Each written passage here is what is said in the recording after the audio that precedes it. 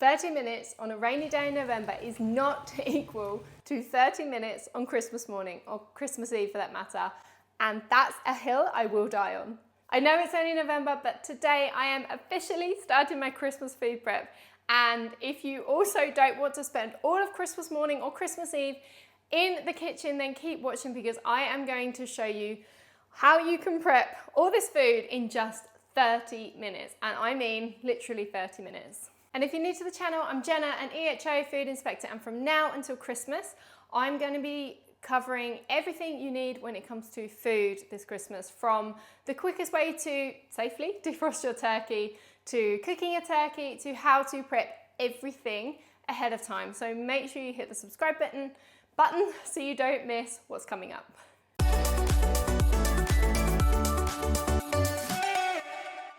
Now, because I quite literally only have 30 minutes to do today's prep, I've gone through this and I've chosen to just prep things today that don't have longer cooking times.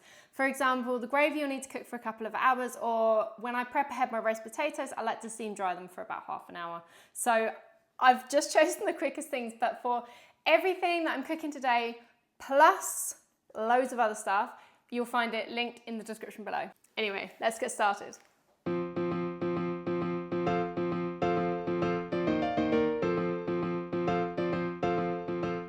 Okay, so I always start my Christmas food prep with the quickest and easiest food, which is of course pigs in blankets. Plus, it's always good to get your raw meat prep out of the way first so you can get cleaned up before you start on the veg. Now, I always prep my own pigs in blankets because they're not only cheaper, but you can also choose the quality of sausage you use. So these ones, for example, have a 90% pork content, which I like. But of course, you can get some cheaper ones or pre-prepared ones, which might have a lower pork content. So anyway, pigs in blankets are so easy to prep. I mean, you literally roll a sausage in a rash of streaky bacon.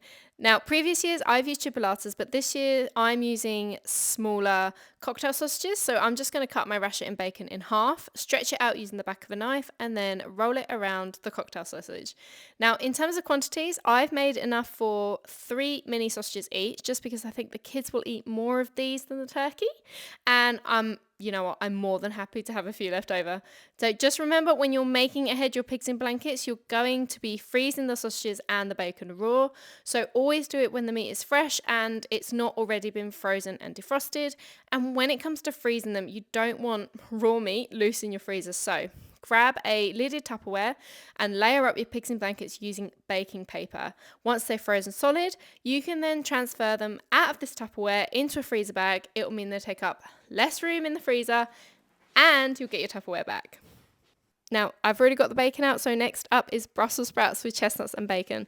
I did do a test run of this recipe a few weeks ago, and this is how they came out when cooked straight from frozen. So as a non-Brussels sprouts lover, these tasted amazing, so I'm pretty happy for these to be on my Christmas dinner. So first up, I carried on with prepping the rest of my raw meat and chopping the bacon. So I normally use around 8 rashers, but I used 10 here just because I had the leftover from the rest of the pack from the pigs in blankets. Once the bacon was all diced up, I then fried it off until it was crispy, and whilst it was doing its thing, I was able to get cleared away and make a start on prepping the Brussels. So once the bacon is crispy, I then add my pre-cooked chestnuts. So I use Merchant Gourmet, they're quite easy to find in the supermarkets, and I cook them into the pan with the bacon for a few minutes at the end.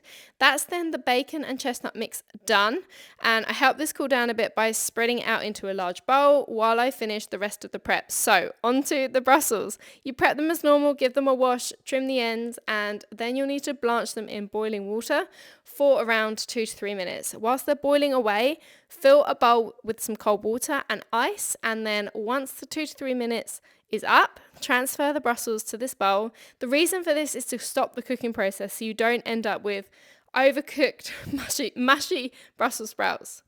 Once they've been in the cold water for a couple of minutes, drain them, pat them dry, and if you have any large ones, I'd recommend cutting them in half so they're about all the same size. Then just lay them onto a lined baking tray and you'll open freeze them on this tray for about 2 to 4 hours.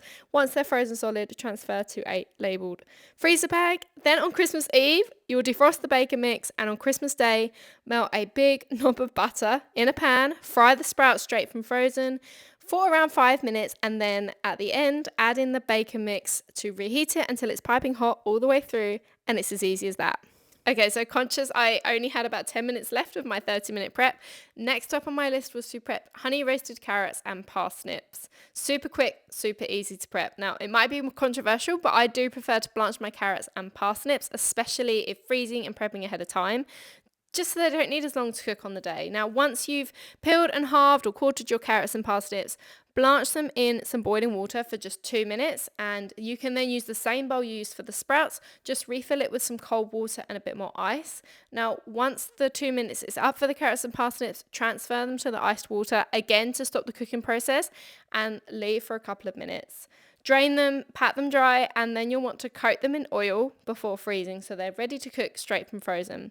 So using a slotted spoon, transfer them to a lined baking tray and again freeze them solid like this, and once they're frozen you can transfer to a freezer bag, which will take up so much less room in your freezer. On Christmas Day, cook straight from frozen. Now I do add a drizzle more oil, you don't have to, and they cook for around 45 to 50 minutes at 200 in a fan oven, and make sure you add a drizzle of honey 5 minutes towards the end. You won't regret it. And there we go, 30 minutes on a rainy day in November, and I've made a good start on my Christmas food prep. I was hoping to get the stuffing done as well, but I've just run out of time. Now I'm also going to record everything I've cooked today on my defrosting planner so I can keep track of what I've prepped, so nothing gets forgotten, as well as a reminder over what will need defrosting. So I hope you liked today's video. I've got a few things to freeze now, but let me know what foods you want to see prepped ahead in my next video. And don't forget to hit the subscribe button because I've got lots of Christmas themed content coming up.